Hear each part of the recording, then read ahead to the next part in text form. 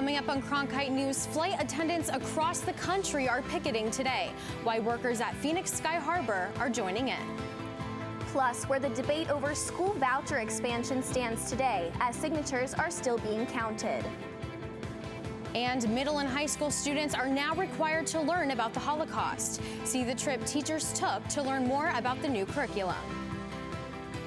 Cronkite News starts now.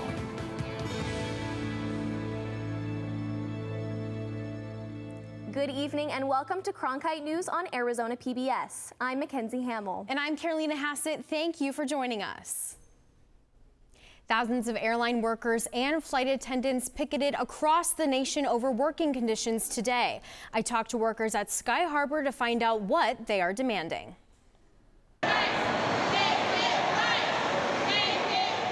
Chants and cheers. This is what could be heard today from Terminal 4 at Sky Harbor, with dozens of airline workers turning to the picket lines for change. It's been wrong for way too long. It's time for Southwest Airlines to make it right. Members of the union that represent flight attendants are demanding new contracts after experiencing many complications due to the pandemic, including rude passengers. That unruliness is directed at flight attendants because we are the face of the airline. And this is just one of the many issues. Airline workers say they face delays, reroutes, airline technology failures, and even threats of pay cuts. Southwest Airlines says in a statement that they respect their employees and encourage them to express their opinions. They also say they do not anticipate any disruptions in service as these are off-duty flight attendants. The union and Southwest are continuing negotiations, and Mosoni says they are speaking out not only for themselves, but for their passengers. We're advocating for our customer too, because if we fix the operational problems, that also fixes it for the customer. Today's picket in Phoenix was one of 11 the union planned at airports across the country. Workers in all industries are sharing the same frustration over low wages, worried that they can't stay afloat financially with rising prices. A new survey out today shows 71% of U.S. workers say their salaries can't keep up with inflation. That number is up from 58% in February of this year. Bank of America analyzed the data from July based on Americans who have 401k plans. Only 44% of U.S. employees say they feel well off financially, which is the lowest that level has been in 5 years. An effort to block the voucher expansion program may be itself blocked because of a lack of valid signatures. Cronkite News reporter Annie Levino tells us where the voucher program stands. There are currently more than 11,000 applications for the Expanded Empowerment Scholarship Program, but the scholarships aren't being awarded just yet. Save Our Schools Arizona needed to collect 110,000 signatures in order to block the universal voucher law.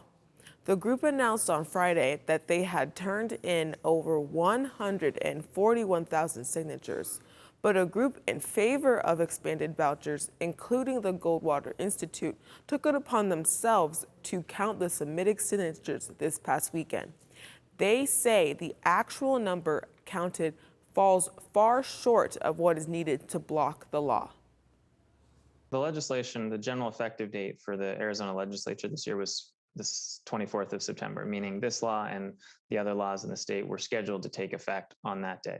Because of this claim that they had enough signatures, the Secretary of State blocked it.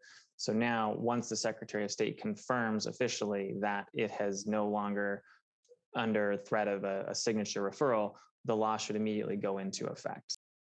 The Secretary of State's office will have an official count within 20 days. We reached out to the organization behind the signature push, Save Our Schools Arizona, and they tell us they are not optimistic. In the newsroom, Annie Levino, Cronkite News. Drivers in Arizona are adjusting to the new motorcycle law that aims to protect motorcyclists on non-highway streets. The law went into effect on Saturday, and police departments are paying extra attention to drivers to reduce accidents. The latest 2021 ADOT crash report found that rear-end collisions were the most common type of crash in Arizona. When sitting in traffic at a red light, somebody on a motorcycle is at a much greater risk of being seriously injured or killed if they're rear-ended by a motor vehicle that's coming up behind them. It's not cutting in line to get somewhere faster. I think the idea behind it is safety and preventing deaths or serious physical injury. Riders need to be aware that to legally lane filter, motorcyclists must be able to safely pass stopped cars traveling in the same direction and be riding on a roadway with 2 or more lanes. They also need to make sure that the speed limit is 45 miles per hour or less and drive no faster than 15 miles per hour while riding between stopped cars.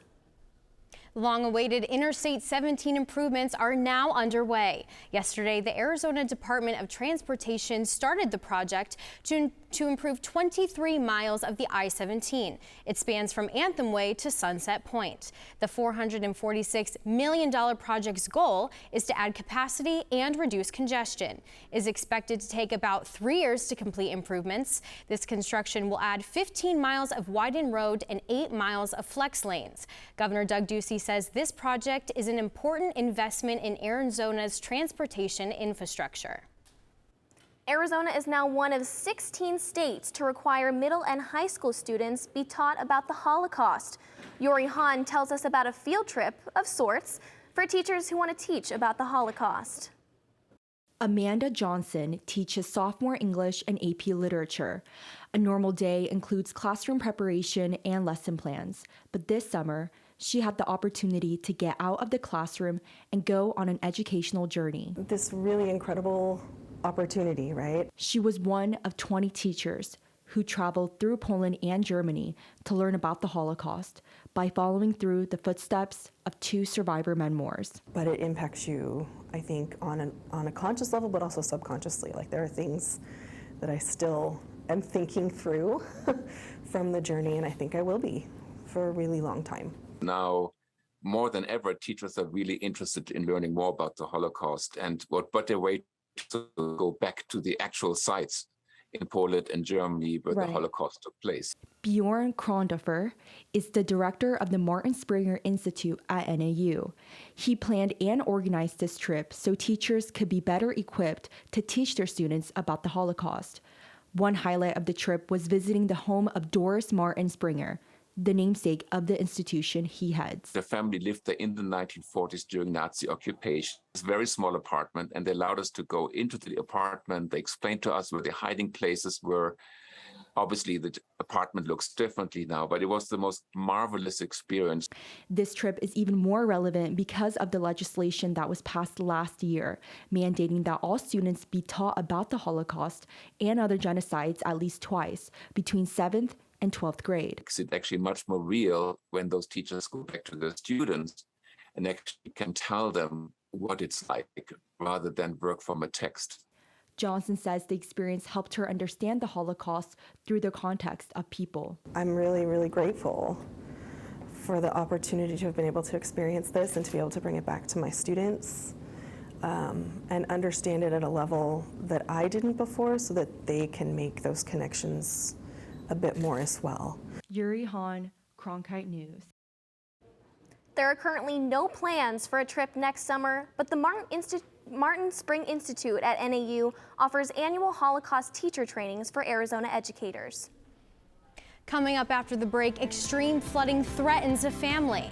We show you the incredible video of their rescue. And up next, Phoenix created a number of new bike lanes in Central Phoenix. We discuss how the new lanes work and if bikers feel any safer.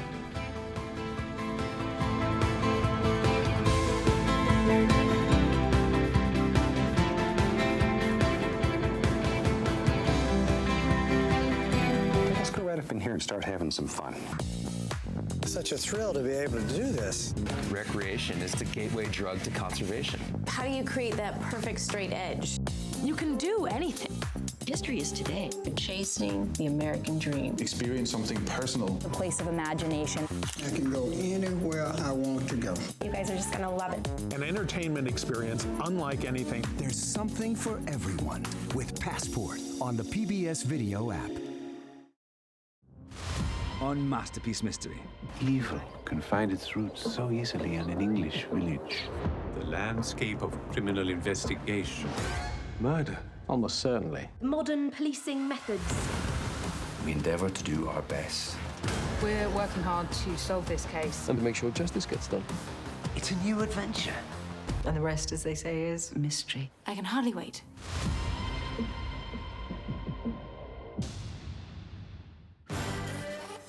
Art was one of the powers that made life life. I think we all believed that. I'ma kick down every single door. I'ma show you what you never ever seen before. So come I'ma show you. This is a real life story of a real live person. This was my only connection to my culture. Fight the power. Our stories deserve to be heard. You're passionate and you respect your heritage. That is a perfect recipe. Now is the time for the Reformation. Now is the time to rebuild the nation. That's amazing. You're making me cry. Some girls can go out there and just steal a spotlight. This is the moment that we've all been waiting for. Everyone has something to contribute to humanity. The arts are the thing that does that. I couldn't have said it better myself. A report from the city of Phoenix found more than 260 bicycle collisions in 2020, and 80% of collisions occurred within 150 feet of an intersection. Broadcast reporter Olivia Doles spoke with an advocacy member about how the city plans to educate drivers and bikers to make the streets safer.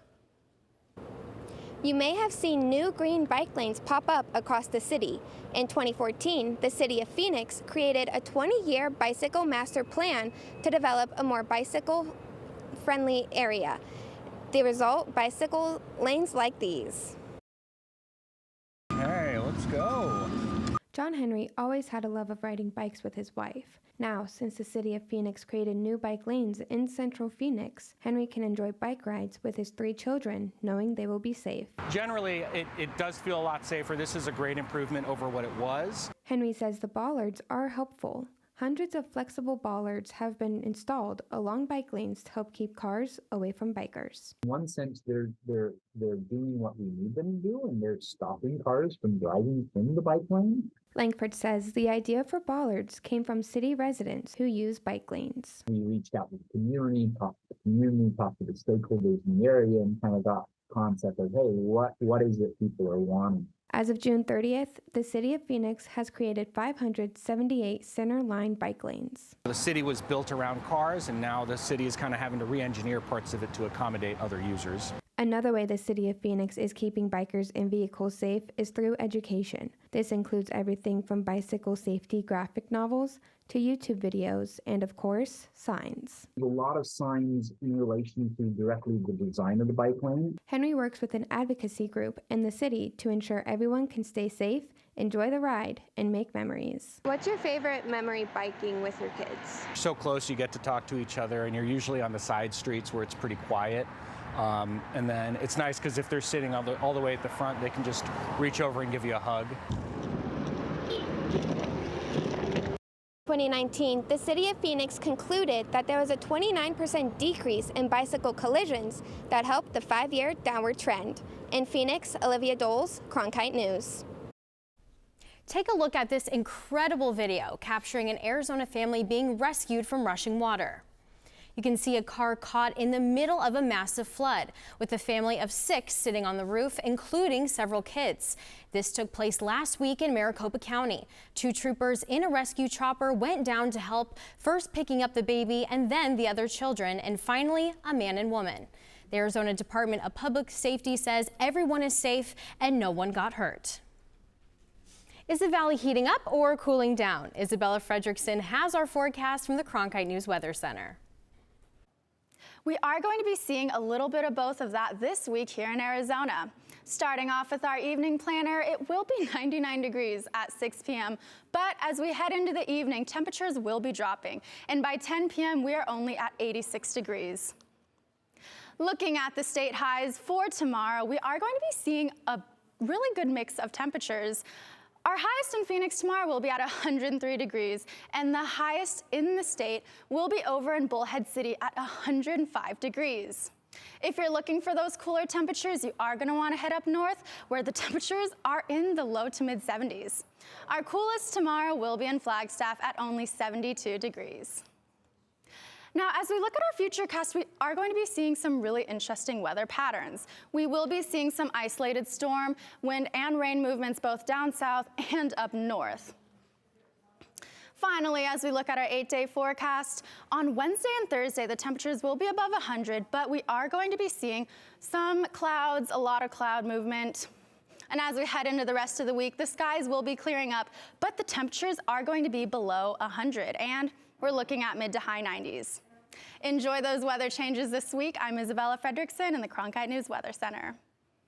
I'm Joseph Furtado. Coming up after the break, I'll have your Cronkite Sports Report. A Sandy Footprint Center hosted a local beach volleyball player. We'll have more when we come back.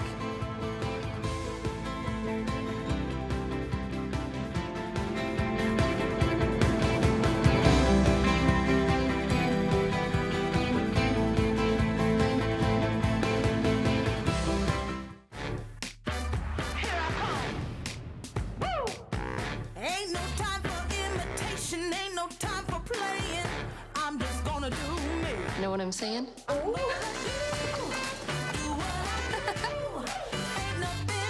Try to stay out of trouble. Where's the fun in that? You know how ladies can be. I'ma do what I do. Did you know newsrooms today are looking for bilingual journalists? Cronkite Noticias prepares you to cover diverse communities. In Cronkite Noticias, you will obtain an unforgettable experience. Nopales como este van a tumbar. Cronkite Noticias. And develop your skills with the latest technology.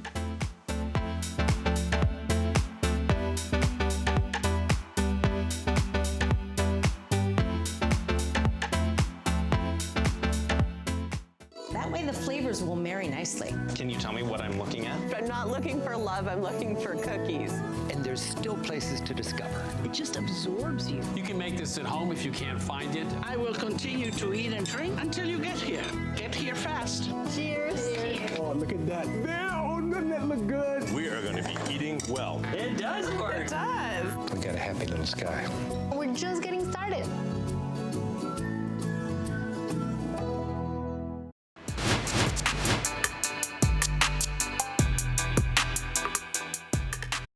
Welcome back to the Cronkite Sports Report. I'm Joseph Furtado. The AVP Pro Beach Volleyball stopped in the Valley for the first time since 2009 for the Phoenix Championships at Footprint Center. Cronkite News reporter Adam Schwager tells us for one competitor, the tournament meant much more than just the $100,000 prize pool. 26-year-old Sarah Sponsel has already achieved a lot in her young career. But the one thing the two-time NCAA national champion and 2020 Olympian had yet to do was play in front of her home crowd professionally. It's crazy to see how far I've come from, I think my last tournament playing here, hometown, was when I was like 14 or 15. So just to see where my career's taken me and all the people that have been there for me, they're all based here in Phoenix. This is where it all began. Growing up in Phoenix, Sponsel attended Veritas Prep Academy, where she won 3 state indoor volleyball championships and 2 Arizona Gatorade Player of the Year titles. After winning multiple national championships at UCLA, Sponsel teamed up with USC's Kelly Chang to become the youngest beach volleyball team to ever represent the United States at the Olympics. I think when she was 14, she goes, well, I'm going to go play. I'm going to the Olympics. She had that mindset back in the day. Even among all her accolades, including defeating her former partner Chang at Hermosa Beach in July for her first ever AVP tournament victory, seeing Sponsel play in the NBA stadium 15 minutes away from where she grew up is a monumental occasion for Sarah's family. We've been to national championships, we've been to Gulf Shores. We weren't able to go to the Olympics, but to be able to actually participate and watch her play here, there's so many people that have come to watch her play. In Phoenix, Adam Schwager, Cronkite News. Sponsel and her partner Teresa Cannon lost to Kelly Chang and Betsy Flint in the semifinals on Saturday morning. They took home 4th place at the tournament. No one was that upbeat at Suns media yesterday as the team fielded tough questions about owner Robert Sarver. But DeAndre Ayton seemed even more reserved. The center is back in the Valley after signing a 4-year, $133 million deal this summer. Ayton is known as one of the more lighthearted players on the team, but he didn't show it yesterday. While most of the players spoke for 15 minutes on average, Ayton hit the podium for half that time and didn't offer much. I was happy. It was all done, I guess. That's it? Yep. Okay. I'm so locked in and just, getting better and, starting training camp. I've seen a lot of maturity and growth out of D over the past couple of years. I think his attention to detail, his maturity, his professional level has raised year to year. Ayton says he doesn't feel any more pressure now that he signed a max contract, but knows the team isn't getting any younger, and they can't afford to take baby steps towards the ultimate goal of winning an NBA championship. Perry High School receiver Shea Veach has overcome more than the average high school football player. Cronkite News reporter Lindsay Selzer has more on how Veach defined the odds to make his way onto the gridiron. On September 2nd, Shea Veach took his first steps on the football field to help clinch a victory for Perry High School. I may be the smallest, but I'm just like everyone else. I mean, we all have our risk. Every play we go out there, there's always going to be someone bigger than us, faster than us. For Shea, who was born with a severe heart disease, the possibility to ever play in a high school football game was very low. I was born with something called hypoplastic left heart syndrome, where half my heart didn't pump blood. Shea's serious heart condition was something his parents were aware of before he was born. They gave us 3 choices. It was either have an abortion, have him have the surgery after birth, or the last option would be just natural care, which he would have died in 3 or 4 days. So it was an obvious choice for us. We chose to do the surgery. In 2019, a 15-year-old Shea received a call that changed his life while he was waiting in the hospital for a new heart. His parents were on their way to support Shea's older brother in a Perry football game. I went ahead and went to the game because I knew my other son was going to be looking for me. The irony of that is I was ready for the game to be over, but it went into like 3 or 4 overtimes. We ended up, going to the hospital that night, and the next morning they did the transplant. Perry's head football coach is happy to support Shea's dreams of playing football while keeping him as safe as he can be. But he's a big part of the team, and he shows up to everything. And, my worry initially, talking to Dad on the phone, was him getting injured, him getting hurt. But he's healthy, and, we put him out there when we can. Shea currently practices with the team every single day throughout the week and gets to live out his dreams in the Friday Night Lights. In Gilbert, Lindsay Selzer, Cronkite News. Shea is now playing every game with Perry High School as they try to improve on their 3-1 season. That's it for today's Cronkite Sports Report. I'm Joseph Furtado. Back to you, Mackenzie. Still ahead on Cronkite News, President Biden is set to unveil a new plan to fight hunger. How he wants to help school children eat healthier for free.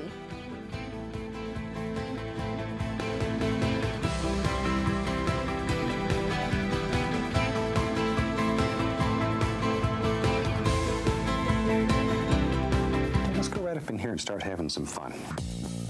Such a thrill to be able to do this. Recreation is the gateway drug to conservation. How do you create that perfect straight edge? You can do anything.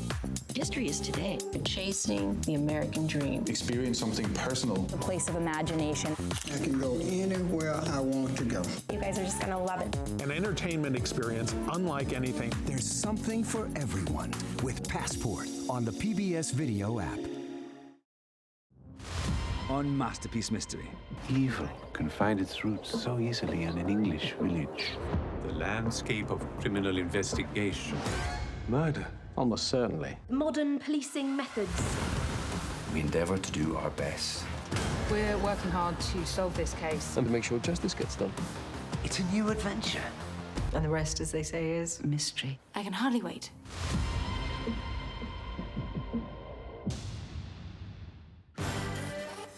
Art was one of the powers that made life life. I think we all believed that. I'ma kick down every single door. I'ma show you what you never ever seen before. So control you, I'ma show you. This is a real life story of a real live person. This was my only connection to my culture. the balance. Our stories deserve to be heard. You're passionate and you respect your heritage. That is a perfect recipe. Now is the time for the Reformation. Now is the time to rebuild the nation. That's amazing. You're making me cry. Some girls can go out there and just steal a spotlight.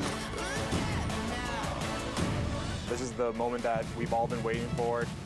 Everyone has something to contribute to humanity. The arts are the thing that does that. I couldn't have said it better myself. The White House says it's taking bold action on healthy eating and the U.S. hunger crisis. President Joe Biden is set to announce a new proposal tomorrow, focused on fighting diet-related diseases nationwide. Biden will be speaking at the first conference on hunger, nutrition, and health since 1969. The last one was held under President Nixon and led to a large expansion of food stamps. In Biden's new plan, 9 million more school children would have access to free, healthy lunches by 2032. The White House says it knows this strategy will take time, but is ready to start. That's it for Cronkite News tonight. Thank you for joining us. For top Arizona stories anytime, go to cronkitenews.azpbs.org.